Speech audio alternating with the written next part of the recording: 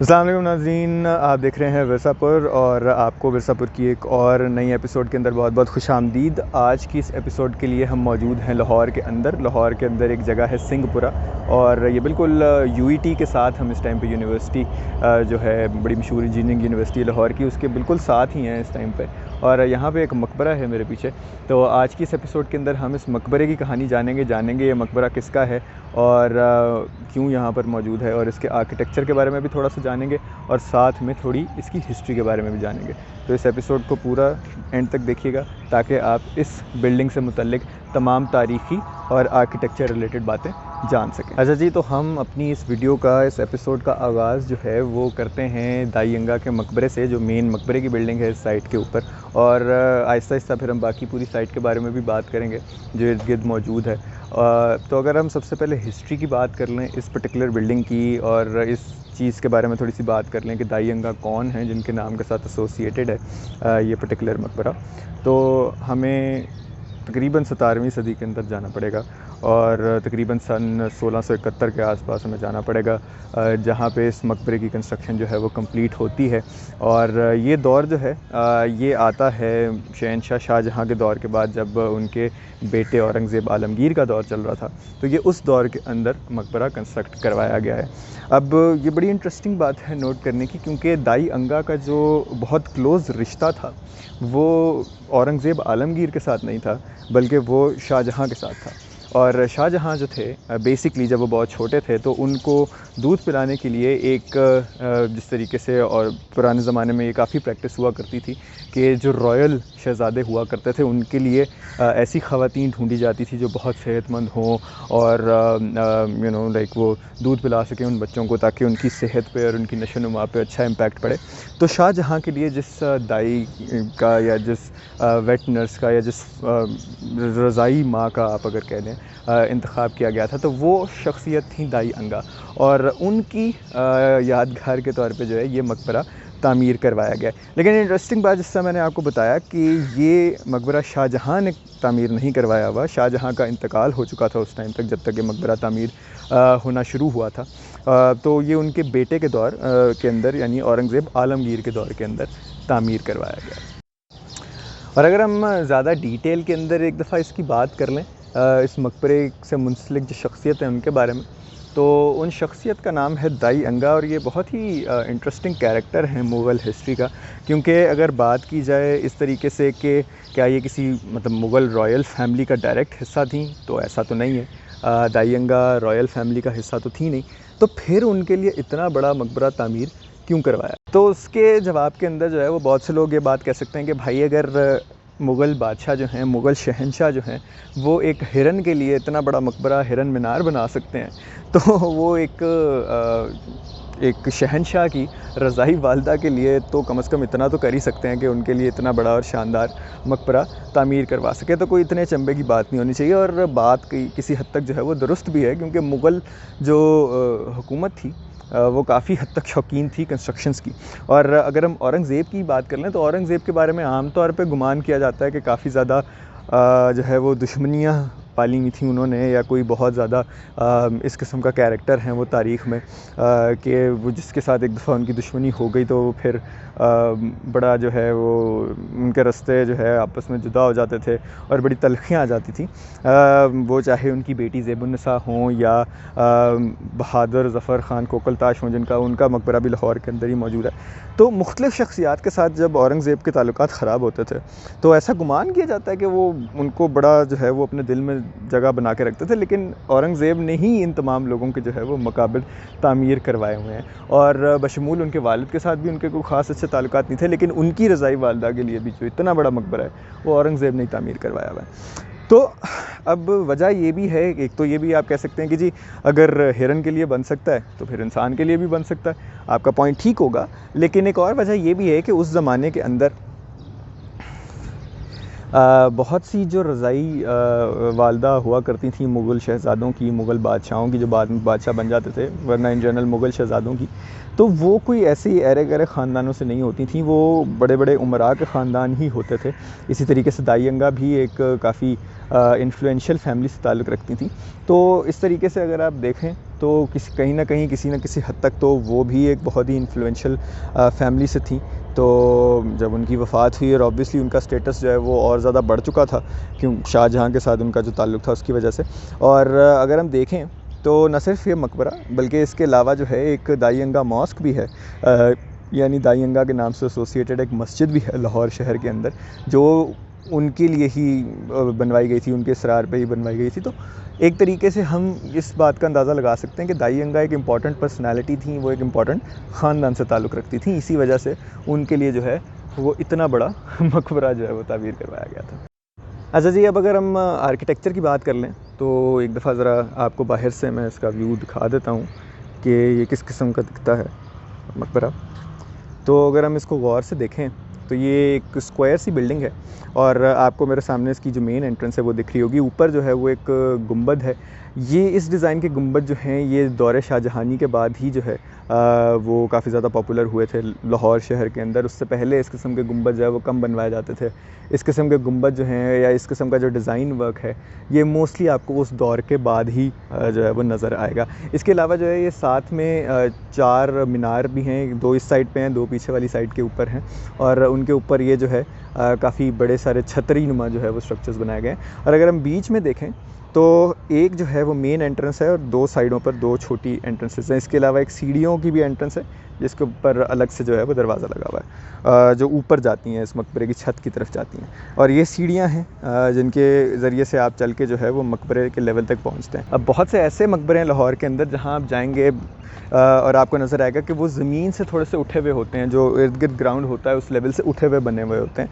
तो वो एक कॉन्सेप्ट है जो मुगलिया मकबरों के अंदर अक्सर यूज़ होता है कि क्योंकि ये रॉयल्स थे या उमरा थे तो इनका ज़रा जो है वो मकबरा ऊपर करके बनाया जाता है। इसके अलावा इन मकबरों के अंदर आमतौर पे बेसमेंट्स भी हुआ करती थी, तो उस चीज़ को कवर करने के लिए जो है एक लेवल को थोड़ी सी ऊंचाई दी जाती थी। तो अगर आप यहाँ पर भी देखेंगे तो क्योंकि यहाँ पे तारीख़ी तौर पे एक बाग भी रहा है जिस तरह मैं आपको बता रहा हूँ, तो बहुत प्रॉबेबल है कि ये आप इधर ये चीज़ें देख रहे हैं यहाँ पे कोई और स्ट्रक्चर्स होंगे, जैसे अली मर्दान ख़ान के मकबरे के पास है या आसिफ़ ख़ान के मकबरे के इर्द गिर्द भी मुख्तलिफ़ और स्ट्रक्चर्स हैं। और बहुत से मुग़ल दौर के मकबरों के अंदर इस तरह के स्ट्रक्चर्स जो हैं वो साइड पे बने होते हैं और मेन जो बिल्डिंग है वो ऊपर उठी हुई होती है और चारों साइडों के ऊपर बाग होता है। तो इसी तरह की कोई स्कीम थी जिसके ऊपर ये ओरिजिनली बनवाया गया था मकबरा। यहाँ पे आर्ट वर्क की बात कर लें तो यहाँ पे आपको मोज़ेक वर्क जो है वो नज़र आ रहा होगा साथ साथ हुआ हुआ ये दीवार के ऊपर बिल्कुल जो मीनार है उसके नीचे आप देख सकते हैं कि ये जो टाइल वर्क है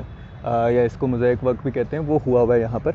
और बिल्कुल कोनों पे जो है वो थोड़ी सी जो है वो रेस्टोरेशन की एफ़र्ट जो है वो की हुई है, क्योंकि वहाँ पे जो कलर है वो स्लाइटली डिफरेंट है। जो कि बीच में टाइल वर्क मौजूद है वो ओरिजिनल है, उसको नहीं छेड़ा गया है। और इसी तरीके से जो है वो उस साइड के ऊपर भी दूसरी साइड के ऊपर भी जो है वो आपको नज़र आएगा थोड़ा बहुत रेस्टोरेशन का काम। और नीचे जितनी सारी आपको नीशेस नज़र आ रही हैं यहाँ पे मोस्ट प्रॉब्ली फ्रेस्को वर्क हुआ होगा किसी ज़माने के अंदर, जैसा कि बहुत सारे मुग़ल मकबरों के ऊपर हुआ होता है। तो अब हम ज़रा चलते हैं इसके अंदर, इस मकबरे के अंदर, और जानने की कोशिश करते हैं कि इसका अंदर से आर्किटेक्चर कैसा है। तो अगर हम अंदर आएँ तो सबसे पहले तो आपको यहाँ पर नज़र आएगा कि ये 2 मेन हिस्सों के अंदर इसकी जो है वो सेक्शंस बनाए गए हैं। एक आउटर सेक्शन है जिसको इस तरीके से बनाया गया है और ये इसकी चारों तरफ जो है जो सेंट्रल चेम्बर जहाँ पर कब्र मौजूद है उसके इर्द गिर्द जो है ये पूरा स्ट्रक्चर जो है वो जाता है। एक सेक्शन इसका जिसके अंदर जो है वो हर साइड के ऊपर, हर एंड के ऊपर इस तरह के छोटे दरवाजे बने हुए हैं और इसी तरीके से जो है वो चारों तरफ जो है इसके जाता है। और हर जो मेन एंट्रेंस है, अब चूँकि जिस तरीके से आपको पहले भी थोड़ा सा आर्किटेक्चर का मैंने बताया था कि जिस तरह के हमने देखा था मेन साइड के ऊपर कि मेन एंट्रेंस के ऊपर जो आर्क है उसी तरह की जो है वो आर्क इस साइड पे भी है, यहाँ से सामने वाली साइड पे भी है और चौथी साइड के ऊपर भी है जो कि उधर पीछे मौजूद है। और बिल्कुल उसी तरह 2 छोटी एंट्रेंसेस इधर भी मौजूद हैं। तो जो मुगलिया दौर की कंस्ट्रक्शंस है उनके अंदर सिमेट्री काफ़ी इंपॉर्टेंट है। तो चारों साइडों पर एक जैसा आर्किटेक्चर है बिल्कुल और एक जैसा ही व्यू है। और इसी तरह जो सेक्शन अंदर बनाया गया, जो आउटर सेक्शन है, वो भी चारों साइडों पर बिल्कुल एक जैसा है। तो जैसे ही आप मेन एंट्रेंस से दाखिल होते हैं तो आपको थोड़ी सी एक वाइड और एक चौड़ा सा जो है वो हॉल मिलता है, ठीक है, जिस तरीके से अभी हम खड़े हुए हैं जिसके अंदर, ठीक है। और फिर अगर हम यहाँ से अंदर जाएंगे तो एक छोटा हॉल मौजूद है जो कोने वाली साइड्स के ऊपर मौजूद है, जहाँ पे दो बड़े चेंबर जो है वो जुड़ते हैं आपस में। तो यहाँ पर ये एक जो छोटे गेट से एंट्री होती है उसके अंदर जो है ये छोटे वाले कमरे मौजूद हैं, और यही स्कीम जो है ये ऑल अराउंड जो है वो फॉलो की गई है। अब मैं आपको जो है वो अंदर ले जाता हूँ मेन चेंबर के अंदर। तो इस टाइम पे हम मेन चेंबर के अंदर मौजूद हैं, जहाँ पर कब्रें मौजूद हैं। एक कब्र नहीं है, दो कब्रें मौजूद हैं। एक कब्र रवायात के मुताबिक जिसके ऊपर ये कपड़ा मौजूद है, ये वाली जो कब्र है ये दाइयंगा की है, और उसके साथ कुछ लोग कहते हैं कि दाइयंगा की बेटी की है, कुछ लोग कहते हैं कि मालूम नहीं कि किसकी कब्र है। तो ये दो कब्रें यहाँ पर मौजूद हैं। और अगर आप सिमेट्री वाली बात और सारी चीज़ें ध्यान में रखें तो आपको अंदाज़ा होगा कि ये वाली कब्र जो है ये पहले बनवाई गई थी, जो ओरिजिनल कब्र है, और वो बाद में बनी है। और अगर हम एक और बात भी यहाँ पे कर लें तो ये जो कब्र है ये बेसिकली जो ओरिजिनल सीनोटाफ है, जो ओरिजिनल आपको कब्र के ऊपर वो एक बनी हुई चीज़ नज़र आती है, वो नहीं है। ये ओरिजिनल नहीं है, ये बाद में किसी टाइम के ऊपर तामीर करवाया गया, क्योंकि जो ओरिजिनल सीनोटाफ्स हैं लाहौर में मुगलिया मकबरों के, वो मोस्टली जो है वो अब मौजूद नहीं है या बहुत ही ख़स्ता हालत में मौजूद हैं। अगर आपने एग्जांपल देखनी हो तो आप जहांगीर के मकबरे जा सकते हैं लाहौर के अंदर, लेकिन most of the other tombs do not have the original cenotaph. Original cenotaphs उनके जो है वो गायब हो चुके हैं। अब ये जो चेंबर हॉल है ये बहुत ही ज़्यादा खूबसूरत और यूनिक है। एक हवाले से मैं अभी आपको दिखाता हूँ। आप अगर इसकी छत पे देखेंगे तो इसकी छत पे लाहौर शहर के अंदर जितने भी मुगलिया मकबरे मौजूद हैं उनमें से एक सबसे वेल प्रोटेक्टेड, जो आप जैसे कह लें एक तरह का जो आर्ट वर्क है वो मौजूद है। ये जो स्पाइडर वेब स्ट्रक्चर आप देख रहे हैं ये काफ़ी कॉमन है, मुगलिया स्ट्रक्चर्स के अंदर काफ़ी ज़्यादा कॉमनली यूज़ किया जाता था। ज्योमेट्रिक पैटर्न्स का ये भूल भुलैया सा जो कि स्पाइडर वेब की तरह दिखता है, तो ये काफ़ी वेल प्रिजर्व्ड है इस बिल्डिंग के अंदर। बहुत सारे और बिल्डिंग्स जो हैं इस दौर की उनके अंदर नहीं इस तरीके से प्रिजर्व। और अगर हम नीचे आ जाएं तो यहाँ पे हमें बिल्कुल चारों तरफ जो है वो अरबिक कैलीग्राफी जो है वो नज़र आएगी। कुरानी आयात जो है वो लिखी हुई हैं या दुआएं वगैरह जो है वो लिखी हैं ऑल अलॉन्ग द वॉल, और ये चारों साइडों के ऊपर है। और अगर हम उसके ऊपर देखें तो चार मेन एंट्रेंसेस के साथ कॉरस्पॉन्ड कर रहे हैं ये चार रोशनदान। ये इस तरीके से एक रोशनदान है, इस तरीके से ये दूसरा रोशनदान है, और इसी तरह बाकी की दो साइडों के ऊपर भी दो रोशनदान मौजूद हैं। और ये बेसिकली लिट रखते हैं मकबरे को through out the day without the use of any artificial lights. और अगर हम यहाँ पे देखें उन रोशनदानों के बीच में तो ये नीशेस जो हैं इनके अंदर मुकर्नस का बहुत खूबसूरत काम हुआ हुआ है। सो मुकर्नस ये आप देख रहे होंगे, ये हनी बी या हनी कोम्ब टाइप स्ट्रक्चर या बी हाइव जो स्ट्रक्चर है इसको मुकर्नस बोलते हैं। ये एक पर्शियन टेक्निक है आर्किटेक्चर की। तो ये भी जो है चारों साइडों पे नीशेस के अंदर हुई हुई है। और यहाँ पर भी जो है आप देख सकते हैं ये नीशेस बनी हुई जिस तरह बाहर बनी हुई थी, इनके अंदर भी किसी ज़माने में फ्रेस्को वर्क हुआ होगा, काफ़ी खूबसूरत आप थोड़े से आसार देख सकते हैं, लेकिन मोस्टली जो है वो गायब हो चुका है। लेकिन अगर हम ये दरवाज़ों के अंदर देखें तो ये स्पाइडर वेब स्ट्रक्चर जो है वो किसी न किसी हद तक प्रिजर्व्ड है इस चेंबर हॉल के अंदर। और इसी तरीके से अगर आप फ़र्श देखें तो आप देख सकते हैं कि जो पुराना फ़र्श है वो काफ़ी मुख्तलिफ है, और जो नया रिस्टोर करके बनाया गया है वो काफ़ी मुख्तलिफ है, वो नया लग भी रहा है काफ़ी हद तक। तो इस लिहाज से यह मकबरा काफ़ी ज़्यादा यूनिक है। अच्छा जी, तो यहाँ पर ये मकबरा इतना ज़्यादा यूनिक है और इतना ज़्यादा खूबसूरत है, वहीं पर ये काफ़ी ज़्यादा अफसरदा हालात भी हैं। यहाँ पे आप देख सकते हैं कि सीमेंट जो है, जो ओरिजिनल प्लास्टर है वो काफ़ी जगह पे एक्सपोज हुआ है। और मुग़ल प्लास्टर की एक बड़ी इंटरेस्टिंग बात जो है मैं भी आपको यहाँ पे दिखाता हूँ, उसका मेकअप जो है वो काफ़ी कंसिस्टेंट रहा है ओवर द ईयर्स।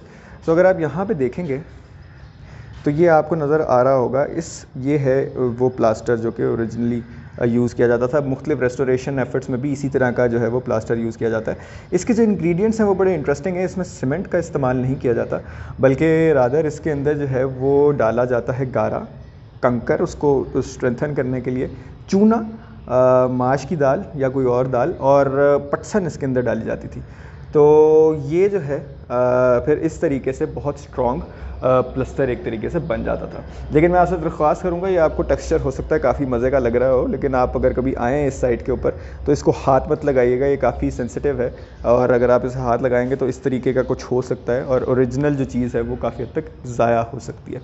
अब इसके अलावा अगर हम यहाँ पर देख लें तो यहाँ पर बहुत सारा जो है वो फ्रेस्को वर्क भी आपको नज़र आएगा, जो कि काफ़ी हद तक मध्यम हो गया, लेकिन फिर भी उसकी कुछ ना कुछ जो है वो बाकियात आपको मिल जाएंगे। और जो मैं अंदर कह रहा था कि फ्रेस्को वर्क जो है वो हुआ है, जिसके थोड़े बहुत आसार हैं, बाहर वो ज़रा ज़्यादा क्लियरली नज़र आते हैं अंदर के मुकाबले में। इसके अलावा अगर हम देखें यहाँ पे तो हमें साथ साथ जो है वो ये भी नज़र आएगी एक पट्टी, जो कि बिल्कुल थोड़ी सी जगह के ऊपर ही मौजूद है आज, लेकिन ये जो है ये ऑल अलॉन्ग इसके साथ साथ जो है वो जाती थी। आप यहाँ पे देख सकते हैं ये लाल रंग की पट्टी और उसके अंदर जो हुई हुई डेकोरेशंस हैं वो इस मकबरे के साइड साइड पे बॉर्डर्स पे इस्तेमाल हुई हुई थी एक ज़माने में। तो बेसिकली आप इस मकबरे के ऊपर जब भी आएंगे तो आपको एक इस चीज़ का एहसास तो ज़रूर होगा कि गए वक्तों में ये बहुत ही खूबसूरत कोई साइट रही होगी। जिस तरह अभी आप यहाँ पे भी एक देख सकते हैं एक नमूना जो इसके ओरिजिनल फ्रेस्को वर्क्स का हमने बाहर उस तरफ भी देखा, तो एक ज़माने में ये काफ़ी ज़्यादा खूबसूरत साइट रही होगी। आज भी काफ़ी खूबसूरत है, लेकिन ऑब्वियसली अपने ग्लोरी डेज़ के अंदर ये बहुत ज़्यादा खूबसूरत साइट दिखती होगी। और अगर इस टाइम पे हम इसकी बैक साइड पे मौजूद हैं तो इसकी बैक साइड से भी एक नहायत खूबसूरत व्यू जो है वो मिलता है और हमें रेस्टोरेशन की एफ़र्ट्स भी नज़र आती हैं यहाँ पर। जिस तरह आप देख सकते हैं कि कुछ सफ़ेदी, कुछ जगह रंग हुआ है और कुछ जगह जो है वो ओरिजिनल इसका काम जो है उसके कुछ आसार जो है वो हमें नज़र आते हैं। बाकी जो है ये काफ़ी एक इंटरेस्टिंग बिल्डिंग है। आप एक्सपेक्ट नहीं करेंगे इतनी बड़ी बिल्डिंग, इतना बड़ा स्ट्रक्चर जो है वो इतनी अच्छी हालत में मौजूद होगा इतनी बिज़ी और मेन सड़क के ऊपर, क्योंकि बिल्कुल इसके उस तरफ जो है वो मेन जीटी रोड है लाहौर की। और अगर मैं आपको दिखाऊं तो पीछे आपको मेट्रो ट्रैक भी नज़र आ रहा होगा यहाँ से। तो ये एक थोड़ी सी यूनिक बात है। इस सड़क के ऊपर, इस अकेली सड़क के ऊपर बहुत सारे मकबरे मौजूद हैं और यहाँ आसपास ही मुगलपुरा, बेगमपुरा के इलाके के अंदर बहुत सारी ऐसी साइट्स हैं जो कि हिस्टोरिक हैं, ख़ासतौर पे मुग़ल पीरियड के अंदर बनी हुई साइट्स जो है वो यहाँ पे काफ़ी ज़्यादा तादाद में मौजूद है। लेकिन एक बहुत ही अफसोसनाक चीज़ जो कि तकरीबन हर हेरिटेज साइट के ऊपर होती है और मैं काफ़ी ज़्यादा रो पिट चुका हूँ इस मुद्दे को लेके, वो है वॉल चॉकिंग। मतलब मुझे समझ नहीं आती कि यार हमारी आवाम जो है वो क्या चाहती है इन साइट्स के ऊपर इस किस्म की चीज़ें लिख के। देखें, आपका आर्ट बहुत ज़्यादा कीमती होगा, मैं नहीं कहता कि आप बुरे आर्टिस्ट हैं या आपकी दिल की फीलिंग्स जो हैं वो मैटर नहीं करती, लेकिन कम ऑन, लाइक ये एक पब्लिक हेरिटेज है, तारीख़ी विरसा है। आप पेंट के इतने से टुकड़े के ऊपर भी अगर कोई गंद मारते हैं तो आप सदियों की जो तारीख़ है उसको हमेशा के लिए बर्बाद कर देते हैं। तो ये जो इस किस्म की हरकतें हम देखें, मतलब क्या लिखा हुआ है यहाँ पर, मुझे तो लाइक समझ भी नहीं आ रही कि क्या लिखा हुआ है। मतलब इस कदर जो है वो मुनहदम हो चुकी हैं आपकी जो लिखी हुई तहरीरें, लेकिन उसके साथ साथ जो है आपने बर्बाद कर दिया इस साइट के हुस्न को भी। अब यहाँ पे एक बड़ा इंटरेस्टिंग पीस लिखा हुआ है, ज़रा हम उसको पढ़ने की कोशिश करते हैं कि यहाँ पे क्या लिखा हुआ है, क्योंकि मेरी समझ में तो नहीं आ रहा, मैं कोशिश करता हूँ फिर भी। ठीक है जी, तो ये कुछ शायरी नुमा चीज़ लग रही है, लेकिन काफ़ी हद तक जो है एक तो राइटिंग थोड़ी समझ से बाहर है और दूसरा ये कि काफ़ी हद तक मिट भी चुका है। तो ये पूरे ऑल अलॉन्ग जो है इसकी सारी दीवारों के ऊपर जो तकरीबन ये इस किस्म का गंद जो है वो मचाया हुआ है लोगों ने। अब ये देखें यहाँ पे कोई लव लिख गया है, इसी तरीके से यहाँ पे कोई अब्बास लिख गया है अपना नाम। फिर इसके बाद आप देखते जाएँ यहाँ पे कहीं पे वाइट चौक मारा हुआ किसी ने, और एक लंबी बस कतार है जहाँ पे लोगों ने बस मीनिंगलेसली, अब ये देखें यहाँ पे दिल बना हुआ है। तो यार भाई साहब, अब ये कोई नवाज़ अली साहब हैं, आसिफ साहब हैं, जो भी हैं, और इसी तरीके से आप यहाँ पे देखते जाएँ किसी ने जी शक्ल बनाई हुई है, किसी ने कुछ किया हुआ है, किसी ने कुछ किया हुआ है। यार खुदा का खौफ करें आप लोग अगर इन साइट्स पे आ ही जाते हैं गलती से, अगर हमारे लोगों ने या हमारी गवर्नमेंट ने, हमारे इदारों ने किसी साइट के ऊपर कोई काम कर ही दिया है, तो खुदारा आप लोग, ये माजा साहब, ये जिन्होंने माजा यहाँ पे लिखा हुआ है, तो आप लोगों से भी इल्तमास है कि काइंडली थोड़ा सा बिहेव कर लिया करें यहाँ पर जब आप आते हैं ऐसी साइट्स के ऊपर। तो नाज़रीन, इस टाइम पे हम उस बाग की एंट्रेंस पे खड़े हैं, उस पुराने बाग की एंट्रेंस के ऊपर खड़े हैं जिसके अंदर दाई यंगा का मकबरा मौजूद है। इस बाग को कहते हैं गुलाबी बाग, और अगर हम इसकी तारीख़ के बारे में बात करें तो एक्चुअली प्रीडेट करता है दाई यंगा के मकबरे को। और दाई अंगा का मकबरा जब बनवाया गया था तो ये बाग जो है अपनी जगह के ऊपर मौजूद था, और ये ताबीर करवाया गया था सन 1655 के अंदर, और मिर्ज़ा सुल्तान बेग ने जो है वो इसकी कंस्ट्रक्शन करवाई थी। मिर्ज़ा सुल्तान बेग का अपना इंतकाल जो है वो सन 1657 के अंदर हिरन मीनार के ऊपर हुआ था। वहाँ पे जब वो शिकार करने गए हुए थे तो किसी एक्सीडेंट के अंदर जो है वो उनका इंतकाल हो गया था। तो ये बाग जो है ओरिजिनली उन्होंने बनवाया था, और ये आप देख सकते हैं कि यहाँ पर जो काफ़ी खूबसूरत जो है वो रेस्टोरेशन का थोड़ा सा काम हुआ हुआ है। मोज़ेक वर्क इधर भी हुआ हुआ था और वो आपको नज़र आ रहा होगा इसकी साइडों के ऊपर हुआ हुआ, और बीच में जो है वो काफ़ी ज़्यादा खूबसूरत फ्रेस्को का काम भी आपको नज़र आ रहा होगा। ये सारी रेस्टोरेशन का हुआ हुआ काम है, और ये मेन एंट्रेंस है। इसके बाद अगर हम अंदर आ जाएँ तो ये इसकी अंदर वाली साइड पे भी आप देख सकते हैं कि काफ़ी ज़्यादा डेकोरेशंस हुई हुई हैं। मेरे इस साइड पे भी आप देख सकते हैं इसी तरीके से, मेरी इस साइड के ऊपर भी आप डेकोरेशंस देख सकते हैं। और अगर हम देखते जाएं यहाँ पे तो अंदर आपको जगह जगह जो है वो डेकोरेशंस नज़र आ रहे होंगे, और इनमें से कुछ जो काम है उनको रिस्टोर किया गया है, और कुछ जो है वो पुरानी हालत में मौजूद है। और अगर आपने लाइक ओरिजिनल काम के कुछ आसार देखने हैं तो ये वाला जो सेक्शन है इसके अंदर मोस्टली जो है वो ओरिजिनल ही काम मौजूद है, और काफ़ी ज़्यादा यहाँ पर रेस्टोरेशन जो है वो नहीं हो पाई है। इसी तरह जो स्पाइडर वेब स्ट्रक्चर है वो यहाँ पर भी इस स्ट्रक्चर के अंदर भी काफ़ी ज़्यादा कॉमन है, जिस तरह के हमने मकबरे के अंदर देखा था। और ये इसकी यहाँ पर भी आप देख सकते हैं, और बीच में जो है वो एक गोल डिज़ाइन बनाया गया जिसके अंदर से ये रेडिएट हो रहा है सारा डिज़ाइन। इसी तरीके से जो है वो इसके ऊपर भी, इस दरवाज़े के ऊपर भी जा सकते हैं। और इस मौके के ऊपर तो मैं यहाँ पे नहीं जा पाया, लेकिन मैं अर्लियर जब कुछ दफ़ा यहाँ पे आया हूँ तो मैं एक दफ़ा गया हूँ, तो मैं साथ साथ उसके क्लिप्स भी डाल देता हूँ। तो इसके ऊपर जो है वो बेसिकली एक छोटा सा प्लेटफॉर्म है, और वहाँ पे भी कुछ जो है वो कॉरिडोर वगैरह हैं, खिड़कियाँ वगैरह बनी हुई हैं, यहाँ से शायद आप देख पाएँ वहाँ पे। तो वो भी एक तरीके से एक बहुत सारे और जो गार्डन्स थे उस टाइम पे उनकी एंट्रेंसेस की तरह वो बना हुआ, काफ़ी खूबसूरत फ़साड है। और उसके पीछे जो है वो गार्ड्स वगैरह के बैठने के लिए या वैसे ही जनरली लोगों के बैठने के लिए जो है वो जगह बनी हुई है। कोई हैंगिंग आउट स्पॉट नहीं है ये पर्टिकुलरली, लेकिन पहले उस दौर में जो कंस्ट्रक्शंस हुआ करते थे उनमें लग्जरी को भी ध्यान में रखा जाता था और पर्पस को भी ध्यान में रखा जाता था, और हर चीज़ खुली खुली बनाई जाती थी। तो इस लिहाज से अगर हम देखें तो काफ़ी ज़्यादा इस चीज़ की भी यूटिलिटी मौजूद रही होगी उस ज़माने में, ख़ास तौर पे जो गार्ड्स वगैरह यहाँ पे काम करते रहे होंगे उनके लिए। उस बाग का ज़्यादातर हिस्सा तो जो है वो आज की तारीख़ में मौजूद नहीं है उस गुलाबी बाग का, लेकिन ये कुछ एरिया जो है जिसके अंदर हम अभी चल फिर रहे हैं ये बच चुका है, आज की तारीख़ में बचा हुआ है। और आप यहाँ पे आएंगे तो ये काफ़ी खूबसूरत छोटा सा एक गार्डन आप इसको समझ लीजिए। अब बाग तो नहीं कह सकते इसको, एक बागीचा सा है एक छोटा, लेकिन काफ़ी खूबसूरत तरीके से मेंटेन हुआ हुआ है, और काफ़ी खूबसूरत फूल जो है वो यहाँ पे लगे हुए हैं। और यहाँ से काफ़ी खूबसूरत एक व्यू भी आता है मकबरे की मेन बिल्डिंग का। बाकी लेकिन जिस तरीके से आप देख सकते हैं कि वहाँ पर आगे जो है वो बाग की जगह है, लेकिन फिर यहाँ पे आते आते जो है वो अचानक से घर शुरू हो जाते हैं, तो काफ़ी ज़्यादा जो है वो कब्ज़े की प्रॉब्लम तो यहाँ पे है। और ये देखिए सामने से ही मेट्रो ट्रेन भी जा रही है। तो एक तरीके से जिद्दत और क़दामत का एक बहुत ही हसीन इम्तिज़ाज इस साइट के ऊपर आपको मिल जाएगा। तो नाज़रीन, ये थी हमारी आज की एपिसोड जिसके अंदर हमने दाई अंगा का मकबरा कवर किया, साथ साथ थोड़ी सी गुलाबी बाग के बारे में भी बात की। तो अगली बार हम हाज़िर होंगे आपके पास किसी और जगह या किसी और टॉपिक के साथ। तब तक के लिए आप अपना बहुत सारा ख्याल रखिए। उम्मीद करता हूँ कि आपको ये एपिसोड पसंद आई होगी। अगर पसंद आई है तो कमेंट्स में अपनी राय से हमें आगाह कीजिए, सजेशंस दीजिए, और लाइक ज़रूर कीजिए हमारी वीडियो को। और अगली बार हम हाज़िर होंगे किसी और मौजू के साथ। तब तक के लिए आप अपना बहुत ज़्यादा ख्याल रखिए। खुदा निगहबान।